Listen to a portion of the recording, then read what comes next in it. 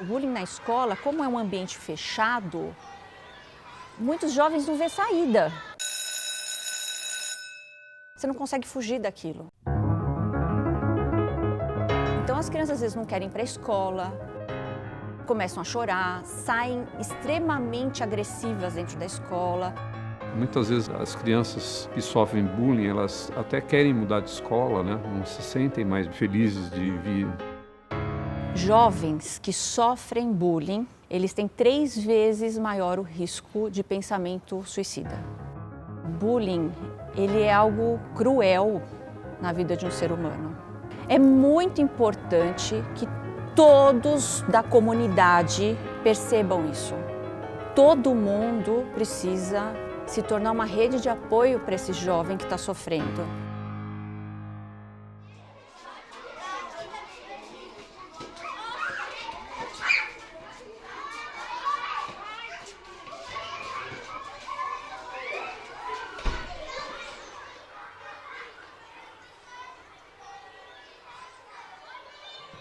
O bullying ele é caracterizado pela repetição de uma situação.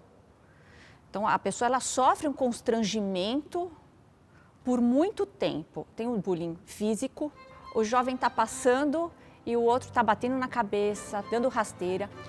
Tem o verbal, que é a intimidação, o xingamento. Você tem o psicológico, no sentido de manipulação. Você tem ameaças, a exclusão social, né? Quando você separa aquele jovem do grupo. E agora o cyberbullying, tão cruel quanto os outros, e não tem tamanho, né? Você não consegue dimensionar isso.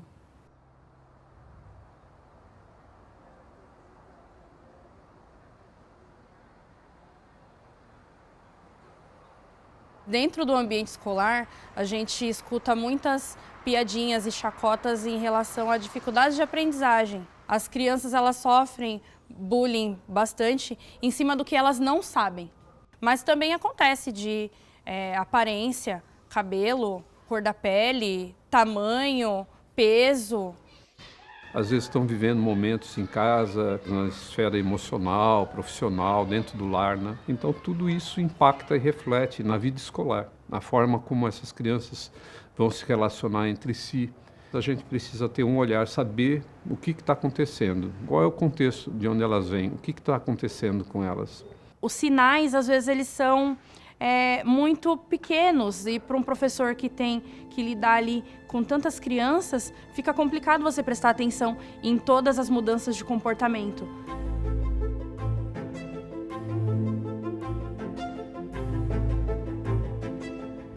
Se a criança não fala, é muito difícil, porque tem criança que não se sente confortável para falar com o pai e com a mãe o que está acontecendo. Você imagina um professor que está na sala com 40 alunos, com 50 jovens. Ele precisa ser tudo ali. Os professores precisam de apoio.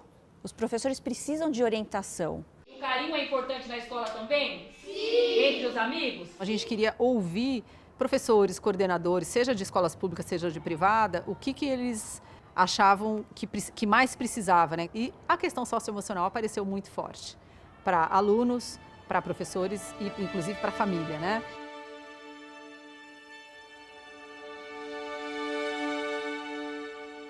A questão do bullying foi uma demanda de uma escola. A gente sentiu a necessidade de procurar o âncora porque as questões socioemocionais estão muito diferentes hoje em dia. Então as crianças vêm com muitos problemas socioemocionais que diretamente influencia na escola, influencia no aprendizado. Então a gente precisava esclarecer também que bullying não é só um desentendimento, né? É uma ação repetitiva. Cada um tem o seu jeitinho de ser, seu jeitinho de pensar, seu jeitinho de fazer e o seu jeitinho de sentir também. O 5º ano foi escolhido justamente por eles serem os maiores, por uma questão de maturidade, né? Para tratar o assunto com mais seriedade. Como a gente acompanha eles desde o jardim, a gente conhece a história de cada um. E quando eles saem daqui, eles são os maiores da escola. E eles vão para uma escola onde eles vão ser os menores. Para eles irem para um 6º ano, fortalecidos, se conhecendo seus limites, respeitando o próximo. Por que o âncora existe? Existimos para fortalecer essas relações da comunidade escolar. O Instituto Âncora está numa fase de relançar seu propósito e sua área de atuação. Vem de uma história, né, de quase 30 anos. Nós fomos uma escola premiada, né, escola inovadora. Porém, estamos agora com uma nova maneira de atuar. Não temos mais uma sede, mas estamos estruturados com alguns eixos temáticos para atuar em escolas públicas. Um dos eixos temáticos é esse acolhimento socioemocional das crianças, que é um tema tão importante no mundo atual, né? Esse projeto de prevenção e combate ao bullying são 5 encontros e é muito voltado à gestão das emoções. A gente ensina as crianças, durante esse percurso, a identificar o que elas estão sentindo, a nomear o que elas estão sentindo e quais são as possibilidades, o que elas podem fazer com aquilo que elas estão sentindo. Então, nós dividimos nesses 5 encontros, com uma carga horária aí de 1 hora a 1h30 cada encontro. Somos todos importantes, ninguém faz nada sozinho. Todo mundo precisa de alguém. Tem atividades na sala e tem atividades fora. São jogos, cada encontro é um jogo diferente. E o desafio de vocês é, vocês vão formar em duplas. Combinado? Sim. Cada dupla vai receber um tecido. Juntos, vocês vão passar por um percurso.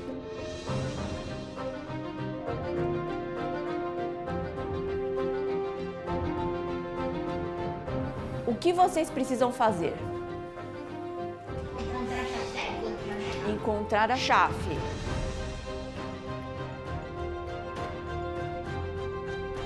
E cada um precisa trazer uma chave. E a gente trabalha muito essa questão da autoaceitação, da autoestima, da segurança, da confiança, do respeito, do não julgamento. Enfim, trabalha uma série de valores e virtudes que têm significado para a vida, né? O que eu faço com essa vergonha? A Cláudia é uma pessoa que traz muita prática, né? As crianças gostam muito dela, confiam nela, é uma relação realmente de confiança. E ela é lúdica, ela é engraçada, ela tem todo um lado meio teatral, né? Não só técnica, porque ela conhece, ela sabe. Olha o que ela encontrou. Catarina, sou a árvore da coragem. A gente precisa ter momentos diferenciados para dar sabor à educação, momentos diferentes, aulas diferentes. Essa quebra da rotina, ela desperta a atenção, ela desperta a curiosidade. Então cria todo um movimento, né? Uma expectativa. E é uma turma que movimenta o debate, não só escuta e processa, né? Eles trazem também uma devolutiva. Ajudar a pessoa enquanto ela precisa. Ajudar nos momentos difíceis. Eles têm bagagem já para discutir. Eles trazem indagações, né? Eles acrescentam nas discussões. Eles fazem atividades sempre coletivas, né? Então sempre um ajudando o outro, um reconhecendo o outro, se reconhecendo. A gente sempre que vai atender crianças que praticam bullying, a gente vê que são crianças que necessitam de uma atenção especial.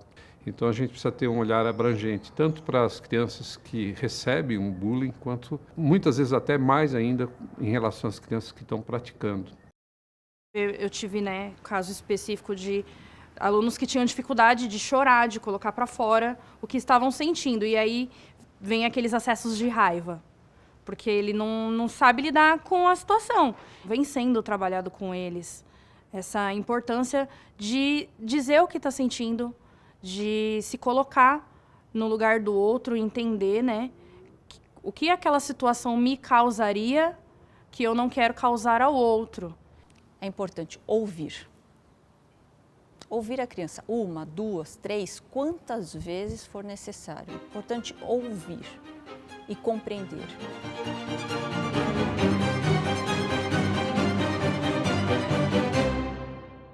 Todos nós temos alguma coisa a dizer. As crianças também têm muito a dizer. Elas precisam de alguém que escute. Por isso que é importante o professor criar conexão com a sala, porque aí os próprios jovens vêm até ele. Se o professor for um porto seguro dentro da sala de aula, a criança vai falar. Esse aluno precisa se sentir confortável. Eu digo que ele precisa até gostar do professor, precisa ter uma relação de afeto, porque sem o afeto não funciona. Um professor precisa ter uma rede de apoio de falar assim, olha, eu tenho um caso assim, o que eu posso fazer? Vamos sentar junto? Você tem que ter equipe para pensar junto com você, para saber qual que é o melhor caminho. Ninguém faz nada sozinho. Olha, gente, nosso coração não se enche de alegria? O sorriso não fica no rosto? O nosso coração não fica aquecido? Então, muito bem, amiga. Parabéns, tá? Agora, fala, Cauã. Agora a vez do Cauã. A gente vai ouvir o Cauã. Fala, Cauã. Eu quero o respeito. O Cauã quer o respeito. Fala um pouquinho pra mim sobre o respeito. Nós criamos um projeto piloto que chama Cuidar de Quem Educa. Esse projeto, a princípio, é com professores coordenadores, que foi ligado ao autoconhecimento, a emoções, a como lidar com situações de conflito. Espera só um pouquinho, Cauã. Se a gente está falando com as crianças sobre esses aspectos de respeito, de prevenção e combate ao bullying, o professor precisa também ser orientado. Não depende só da gente, né? É um conjunto, então depende muito da família também, então talvez seja uma ideia da gente abraçar as famílias mais e trazer esse tema para trabalhar com eles, para expandir fora, né, dos nossos muros mesmo. O papel da família, ela é de extrema importância, independente do formato dessa família. A busca de apoio profissional, precisa ir atrás de um psicólogo, precisa ir atrás de um psiquiatra, para falar, olha, que caminho que eu vou seguir? Né? Porque essas crianças, elas estão desenvolvendo muita ansiedade, muita depressão.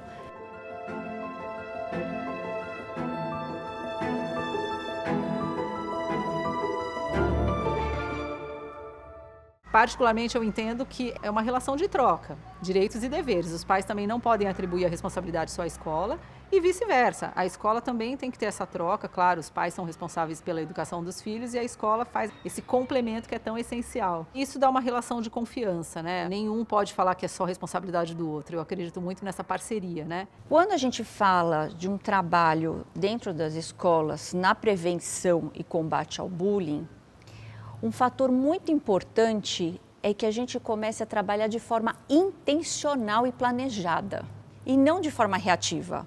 Tem situações específicas que precisam de um tratamento específico. Então, acho que de acordo com cada situação, e ali tratando, cada aluno ouvir individual, tratar essa individualidade deles mesmo. Eu deixo na escola também uma avaliação que a professora desenvolve um olhar mais individualizado com algumas questões emocionais de cada criança. E ela faz antes do projeto, durante o projeto e depois do projeto. Como o projeto é muito acolhedor, eles conseguiram realmente se expressar, falar o que gostavam, o que não gostavam. Eles já conseguem identificar dentro do bullying o que é uma situação de discriminação, o que é uma situação de preconceito, o que entra no Código Penal, né, o que é crime, o que é considerado crime. A gente tem aluno que tem necessidade especial, né, alguma deficiência, e a gente já percebe algumas crianças mudando o olhar, mudando as atitudes com esse tipo de criança que precisa de um auxílio, né, já ajudando. Viver é amar e ser amado. Perdoar e ser perdoado. É saber que um dia o amigo pode errar e o outro você também, porque nós somos todos seres humanos. No Semucan, no último encontro, as crianças estavam na fase final já do piquenique e uma delas falou assim bem alto: "Ai, aqui a gente não briga, né?" Então, assim, foi uma coisa tão inesperada, porque primeiro eles estavam lá num piquenique no parque e a criança percebeu, nossa, agora tá tudo bem, né? Porque eles estavam num ambiente tão gostoso que ela mesma percebeu que estava tudo ali em harmonia.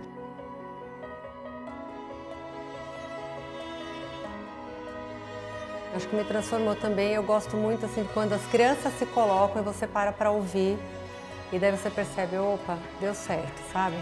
Estão no caminho, escutaram, refletiram, né? Estão aprendendo, estão mudando. Então, para mim é muito gratificante. Apesar de eu não estar em sala de aula, eu gosto muito desse contato, eu gosto muito de ouvir as crianças e daí que eu acho que você percebe realmente que valeu a pena. Eu fui aluna do Âncora dos meus 7 anos aos meus 16 anos. O projeto Âncora tirava a gente da rua. Eu fiz natação, fiz coral, fiz futebol, fiz passeios incríveis. Então, a minha relação com o Âncora é uma relação muito afetuosa, assim, porque o Âncora fez parte da minha infância, da minha adolescência e depois de 10 anos o Âncora voltou para a minha vida de uma forma diferente. Muito da minha postura como educadora foi construída dentro do projeto Âncora. Eu me lembro de um comentário de uma professora que ela falou esse projeto deveria ser estendido a todos os anos, né, não só ao 5º, e também aos professores. É uma coisa assim que se puder continuar, a gente está aberto, porque as crianças do 4º ano viram e estão querendo também participar desse projeto, que é bem-vindo a gente trabalhar na qualidade do ser humano para que a criança crie vínculos com a escola seja um lugar agradável, não seja um lugar de sofrimento. Esse projeto Âncora é um presente para a nossa escola. Nós temos expectativa de conseguir a ampliação do projeto com possibilidade de captação de recursos com a iniciativa privada. Nós queremos fazer o prevenção e combate ao bullying nessa linha mais ampla, com mais encontros, envolvendo também professores e a família. A gente espera que realmente faça a diferença na vida deles, que eles possam serem seres humanos melhores. Isso é uma construção diária, que eles sejam felizes, que eles se sintam bem, que eles façam isso por eles e pelos outros também. É o primeiro passo para a gente mudar essa mentalidade naquele tempo era normal, era aceitável, era brincadeira, mas se a gente não corta o ciclo, esse ciclo vai continuar. E ciclos de violência, eles precisam ser podados em algum momento. Alguém precisa dar o primeiro passo. Então, o projeto ele está sendo riquíssimo por causa disso, numa discussão importantíssima que vai ser levada à frente, né, pelas crianças, pelas famílias, pelos professores. Ampliar a forma de pensamento é um caminho para a gente prevenir e evitar o bullying. É importante a gente dizer que o respeito está no limite, né? A partir do momento que eu imponho um limite para você e você ultrapassa esse limite comigo, você está me faltando com respeito. Se você fez uma brincadeira e o seu colega disse que ele não gostou, você ultrapassou um limite. Essa é a falta de respeito.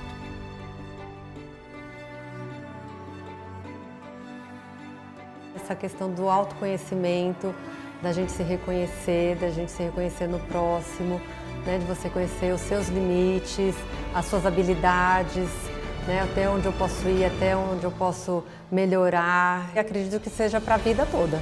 É uma caminhada aí da vida toda.